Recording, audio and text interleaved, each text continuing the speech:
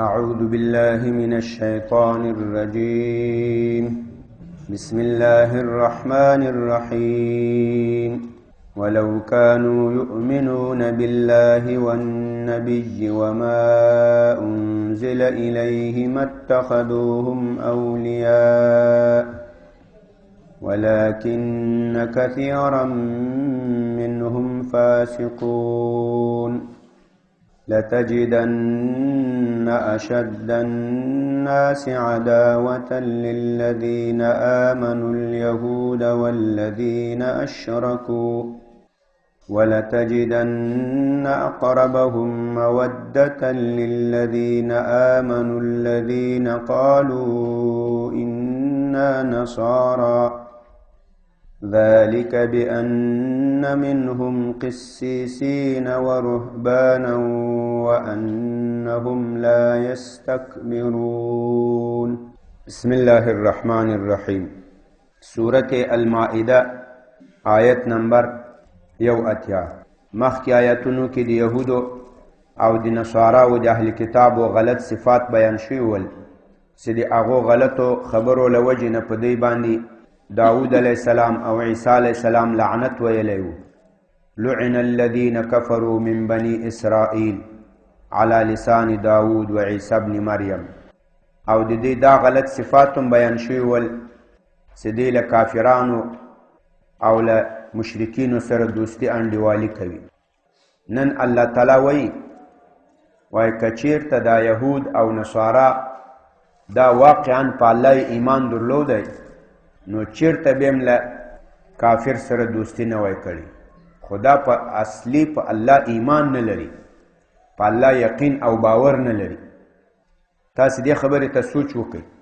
دا د تا یو دوست وي، مثال د سړي پلار وي، د سړي تره وي، ماما وي، یو قریب دی وي، له هغې سره یو څوک دشمني کوي، هغې ته بد وایي، له هغه سره بیا ته دوستي کوې؟ چیرته هم نه کوې.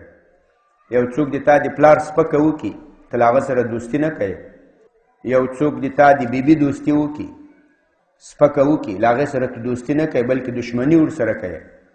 سره له دې چې په پلار باندې څوک ایمان نه لري، په بیبي باندې څوک ایمان نه لري، نه دا مؤمن به ده. هسې الله تعالی د پلار عزت احترام په سړي باندې فرض کړی، حق په سړي لري خو ایمان پې راوړل پې نشته. بیبي په سړي باندې حق لري خو ایمان راوړل پې نشته. راغلو په الله تعالی خو موږ تاسې ایمان لرو او تر هر چا نه په موږ ډېر حقدار ده. په نبي علیه صلات وسلام موږ ایمان لرو، له هر چا نه نبي علیه السلام په موږ ډېر حقدار ده. قرآن باندې موږ ایمان لرو، دا قرآن په موږ لوی حق لري. نو که د دې سره څوک دشمني وکړي موږ به څنګه هغې سره دوستي کوو؟ دا کېدی هم نشي. نو څوک چې په الله، په رسول الله، په آسماني کتاب ایمان لري هغه چېرته هم له کافر سره دوستي نه کوي. دا اصلا ایمان چندان ایمان نه ده. سیده دلته وایي زه په الله، په قرآن، په رسول الله ایمان لرم، هلته له کافر سره دوستي کوي. دا چندان ایمان نه ده، دا اصل د خولي ایمان ده. الله تعالی فرمایي ولو کانو، او که چېرته دوی وایي دا یهودیان، دا نصارا یا دا منافقین، که چېرته دوی وایي یؤمنون بالله چې دوی ایمان درلودی په الله تعالی باندې، والنبي او په نبی صلی الله علیه وسلم، له دې نبي نه محمد صلی الله علیه وسلم مراد دی. که چېرته دوی وایي دوی ایمان درلودی په الله باندې او په نبی صلی الله علیه وسلم، وما او په هغه کتاب انزل الیه کوم چې نازل شوی نبی علیه الصلاة وسلام ته چې هغه قرآن دی. متخذوهم، نو دوی به چېرته نه وای نیولي دا کافران اولیاء دوستان. که دوی په الله، په رسول الله، په قرآن ایمان درلودی چېرته به هم کافران په دوستی نیولي نه وای. ولو کانو، اگر یا می بودن، یؤمنون که یا ایمان حقیقی می داشتن به الله و النبی برسول الله و ما انزل الیه و بکتاب الله بقرآن، اگر یا ایمان حقیقی می داشتن، متخذوهم، هرگز یا نمی گرفتن مشرکین را اولیاء دوست.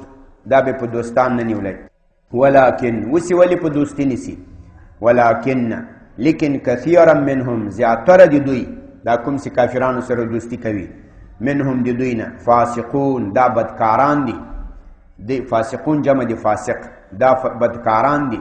له تقوا له پرهیزګاري له ایمان نه وتلي خلک دي. لتجدن اشد الناس عداوة. الله تعالی قرآن دا مخکم درته ویلي وو. قرآن ډېر د عدل د انصاف کتاب ده. قرآن د هیچا حق هم نه خوري. په اهل کتابو کې هغه خلک چې هغوی په الله یقینا ایمان راوړی، په نبی علیه الصلاة والسلام ایمان راوړی او راغلی د نبی علیه الصلاة والسلام ته د خپل ایمان اظهار کړی. قرآن د هغو مدح بیانوي، د هغو صفت کوي. الله تعالی فرمایي لتجدن خامخا تو به ومومې اشد الناس عداوة ډېر سخت د خلکو عداوة په اعتبار د دشمني. تو به ومومې د خلکو ډېر سخت عداوة په دشمني کې للذین هغه کسانو ته آمنو کومو چې ایمان راوړی الیهود تو به ومومې یهودیان والذین او هغه کسان به سخت دشمنان د مؤمنانو ومومې هغه کسان اشرکو کومو چې شرک کړی. لتجدن خامخا تو به ومومې اشد الناس عداوة سخترین د خلکو په اعتبار د دشمنی. دا عداوتن دا تمیز ده لنسبتنا، یعنی تو به ومومې د مسلمانانو سخت دشمنان الیهود یهودیان والذین او هغه کسان به ومومې اشرکو دا کوم چې مشرکان دي بت پرست دي. دا کافران دا په دنیا کې درې قسمه دي. یو یهود دي دیته بنی اسرائیل وایي، او بل نصارا دي دا عیسایان د عیسی علیه السلام پیروان، او بل مشرکین دي. مشرکین ذاتی دا ټول پکې راځي، هندوان، سیکان، چینایان، روسان، جاپانیان، دا ټول بت پرست دي، د الله سره شریکان جوړ کړي دي. په دغو دریو کې له مسلمانانو سره ډېر په دشمني کې سخت تومومې هغه یهود دي او هغه کسان دي چې هغوی مشرکان دي، هندوان، سیکان. دا مسلمانانو ته تر ټولو په دشمني کې ډېر سخت دي. لتجدن کې د علام دا موطئه للقسم ده، دلته قسم محذوف ده. والله لتجدن په الله قسم خامخا تو به ومومې اشد الناس سخترین د خلکو عداوة په اعتبار د دشمنی للذین هغه کسانو لره آمنو چې ایمان راوړی. دا مؤمنانو ته به سخت دشمنان څوک ومومې الیهود یهودیان به ومومې او هغه کسان اشرکو کومو چې شرک کړی ده. حتما تو مییابی سخترین مردم به اعتبار دشمنی با مسلمان ها، تو مییابی سخترین دشمنا الیهود یهودیا را والذین و آنانی را اشرکو که وا شرک کردن. ای سخترین دشمنای مسلمانان مییابی. ولتجدنهم دلتم لام موطئه للقسم ده.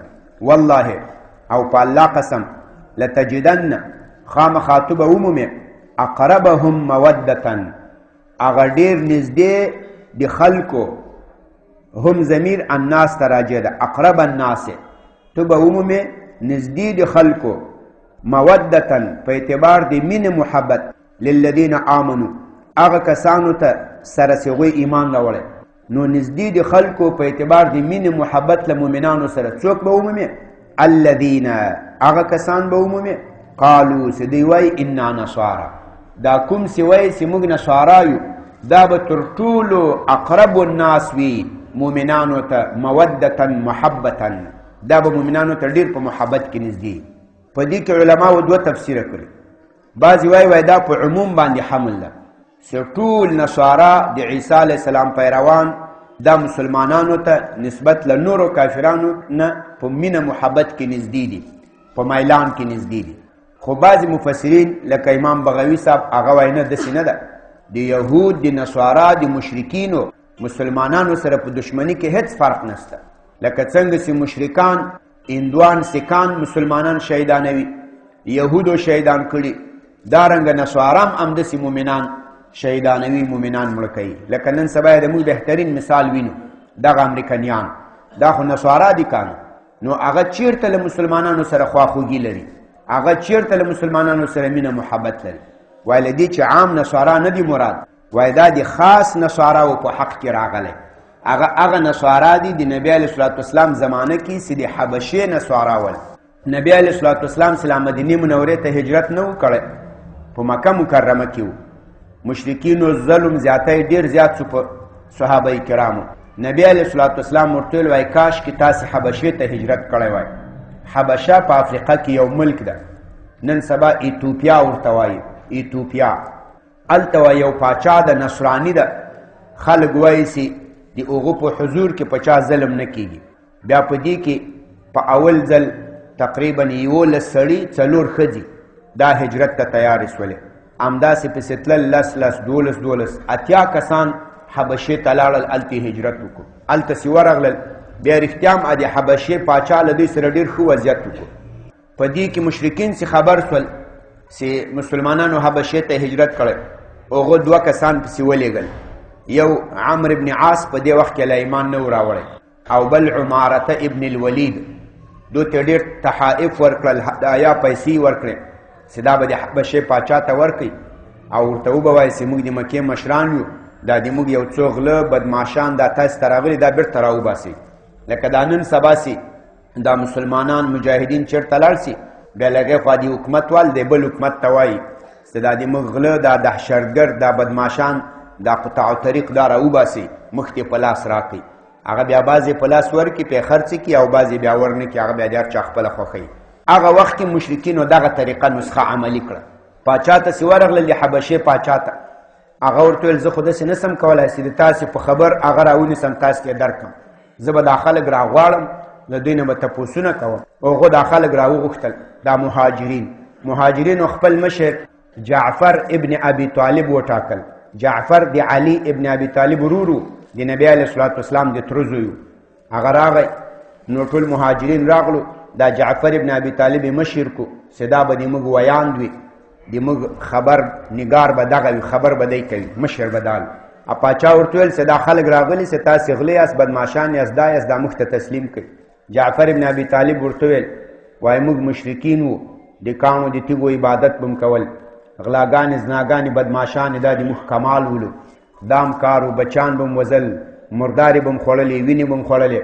الله په موږ کې پیغمبر را مبعوث کو آخر الزمان، هغه موږ ته په اوداسه، په لمانځه، په زکات، په صله رحمي، په صفایي باندې امر کوي، لغلا زنا قتل فحشا لدی چې منی کوي، او نور موږ دغه د موږ طریقه ده.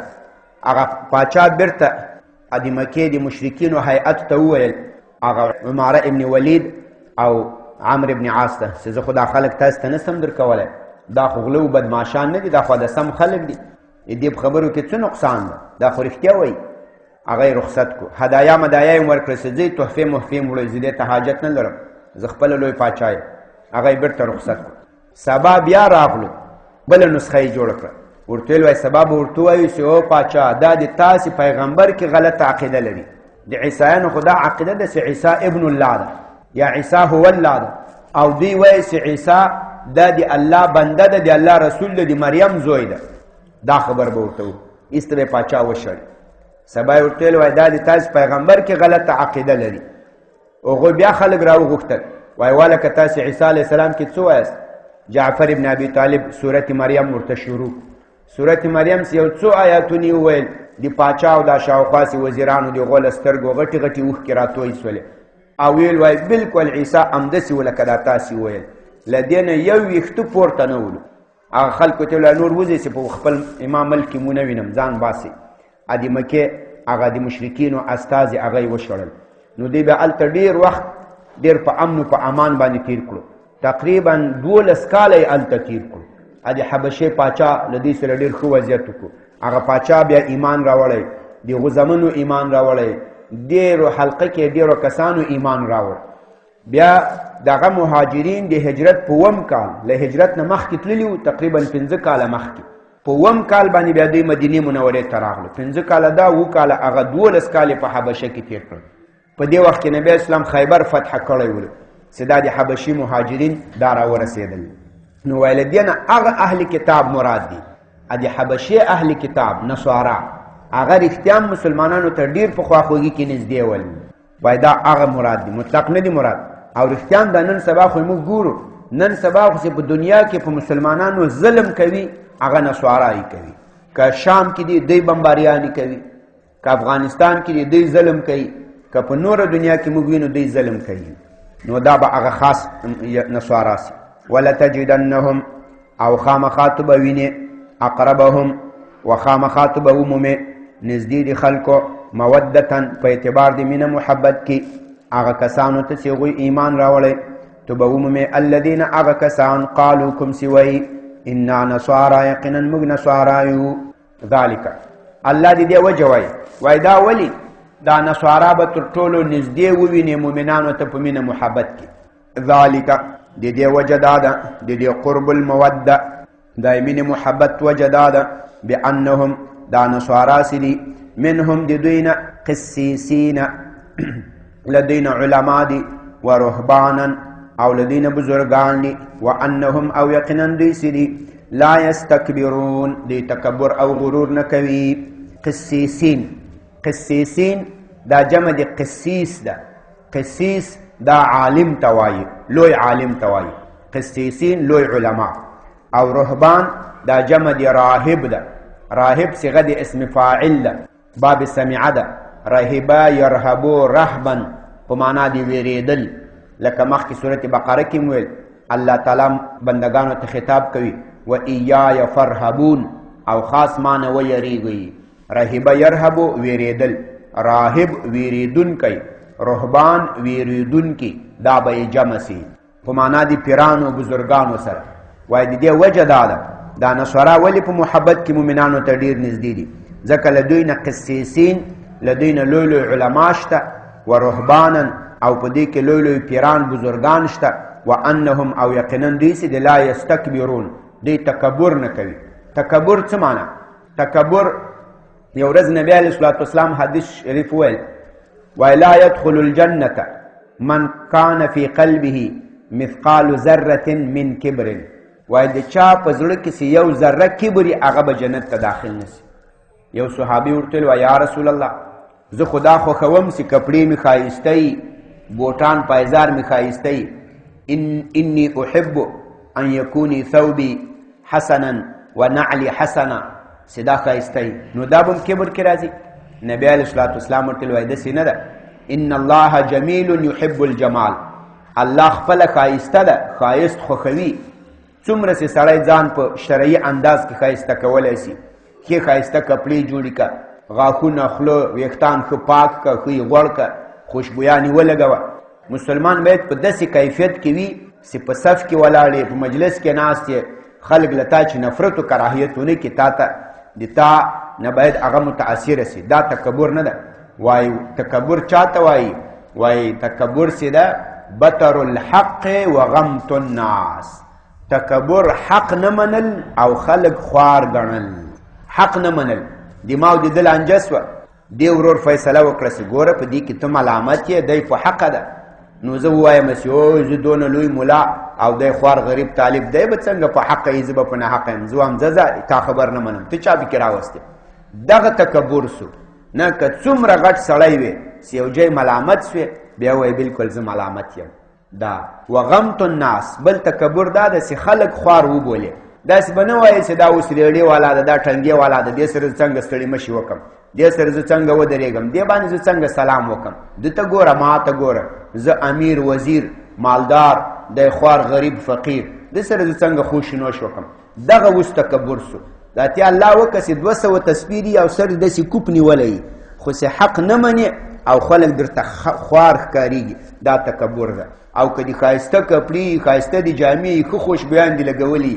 چیرته چې حق خبره راسي تا ومنله چیرته چې خوار غریب ته ورسره کلام سلام کوي متکبر نه یې نو دې چې دي لا یستکبرون دې تکبر نه کوي چې حق ورته راسي حق مني هېڅوک هم خوار نه بولي تر همدې جو پورې بس ده د دې آیاتونو لوی درس موږ تاسو ته دا سو چې څوک چې واقعا په الله په رسول الله په کتاب الله ایمان لري هغه کافر سره دوستی نه کوي ځکه د الله ایمان او د کافر دوستی دا په یو زړه کې نه جمع کیږي دا او بل تر ټولو سخت خلک مسلمانانو سره په دشمنی کې هغه یهودیان دي هغه مشرکان دي په نصاراو کې بعض خلک کوم چې واقعا په دې کې علما دي بزرگان دي او ایمان راوړي لکه د حبشه پاچا او دغه شاوخوا خلک هغه بیا مؤمنانو ته په دوستی کې ډیر نږدې دي دا نن سبا نصارا نه دي مراد اسنه سي دا آیت شریف څوک پتا سي باندې سند پیش کی چې دا د الله تعالی د سی وای په دې کې مفسرین وایي چې لدی چې دا نصارا نه دي مراد